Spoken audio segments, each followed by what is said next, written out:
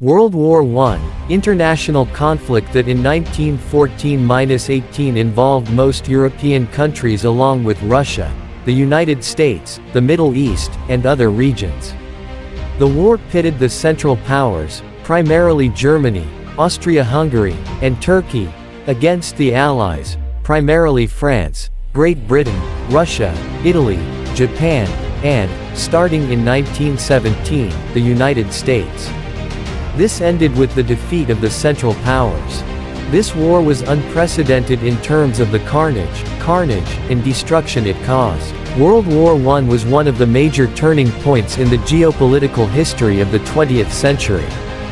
This led to the fall of four major imperial dynasties in Germany, Russia, Austria-Hungary, and Turkey, resulted in the Bolshevik Revolution in Russia, and, in the destabilization of European society, laid the foundation for World War II.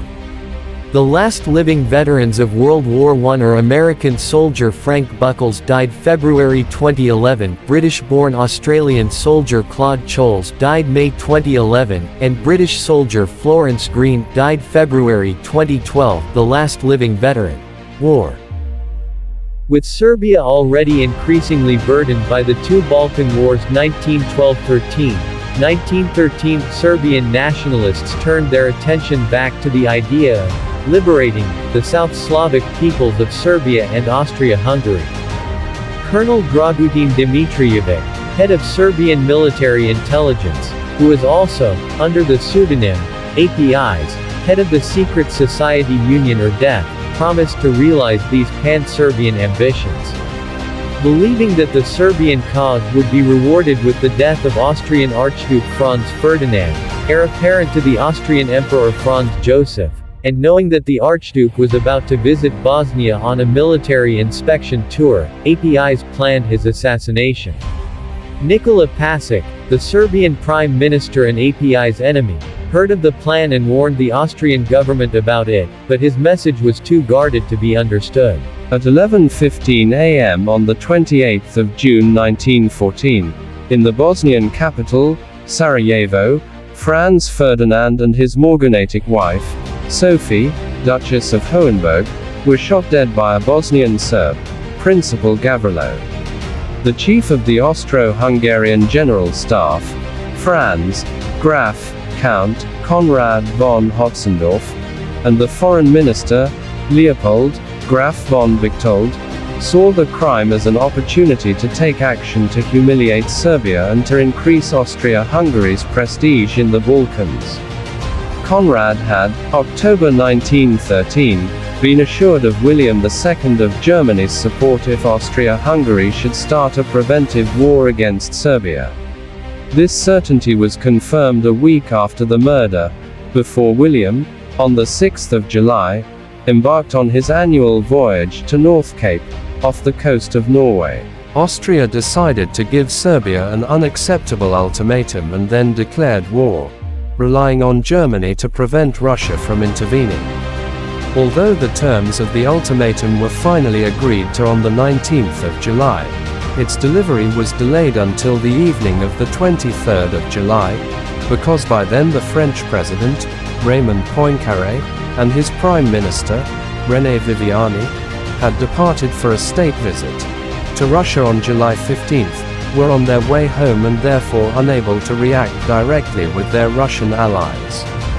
When the delivery was announced, on the 24th of July, Russia stated that Austria-Hungary should not destroy Serbia. Serbia responded to the ultimatum on July 25th, accepting most of its demands but protesting two of them, namely, that unnamed Serbian officials should be dismissed by order of Austria-Hungary and that Austro-Hungarian officials should take part, on Serbian soil, in the process of fighting organizations hostile to Austria-Hungary. Although Serbia offered to submit the matter to international arbitration, Austria-Hungary immediately broke off diplomatic relations and ordered partial mobilization. Returning from his voyage on the 27th of July, William learned on the 28th of July how Serbia had responded to the ultimatum. He immediately instructed the German Foreign Ministry to inform Austria-Hungary that there was no longer any justification for war and that they should be content with a temporary occupation of Belgrade. Meanwhile, however, the German Foreign Ministry had given Berchtold such encouragement that by the 27th of July he had persuaded Franz Joseph to authorize war against Serbia. War was actually declared on July 28, and Austro-Hungarian artillery began bombarding Belgrade the next day. Russia then ordered partial mobilization against Austria-Hungary, and on July 30, when Austria-Hungary counterattacked conventionally with mobilization orders on Russia's borders, Russia ordered general mobilization. Germany, which since July 28 had still hoped, despite earlier warnings from England, that Austria-Hungary's war against Serbia could be localized in the Balkans, was now disappointed when it came to Eastern Europe. On July 31, Germany sent a 24-hour ultimatum requiring Russia to stop its mobilization and an 18-hour ultimatum requiring Russia to stop its mobilization. France promised neutrality in the event of war between Russia and Germany. Both Russia and France are thought to have ignored these demands. On August 1, Germany ordered general mobilization and declared war against Russia, and France also ordered general mobilization. The next day Germany sent troops to Luxembourg and demanded that Belgium provide free passage for German troops across its neutral territory. On August 3, Germany declared war against France. On the night of the 3rd to the 4th of August, German forces invaded Belgium. Then, Great Britain, having no concern for Serbia and no clear obligation to fight for either Russia or France but firmly committed to defending Belgium, on August 4 declared war against Germany.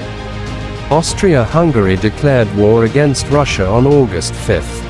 Serbia plays Germany on August 6. Montenegro plays Austria-Hungary on August 7 and plays Germany on August 12. France and Great Britain played Austria-Hungary on August 10 and August 12 respectively. Japan played Germany on August 23.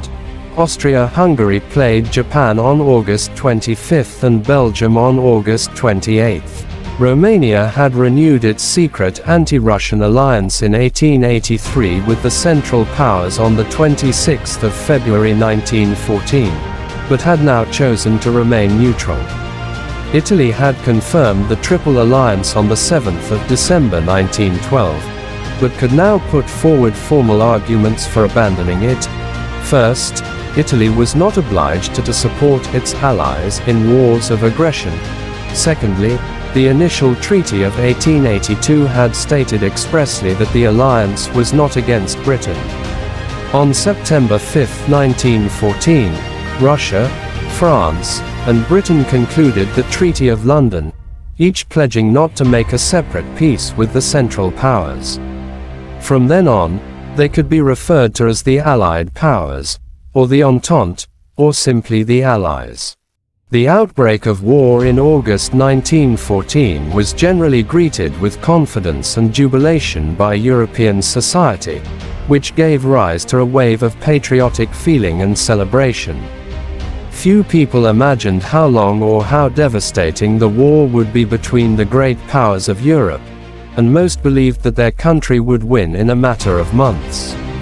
The war was welcomed patriotically, as a defensive war imposed by national necessity, or idealistically, as a war to uphold right against force, the sanctity of treaties, and international morality.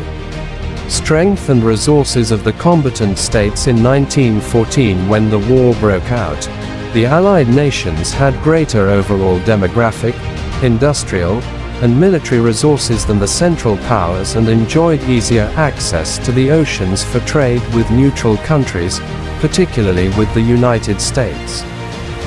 Thank you for watching our channel. Don't forget to subscribe and press the bell button.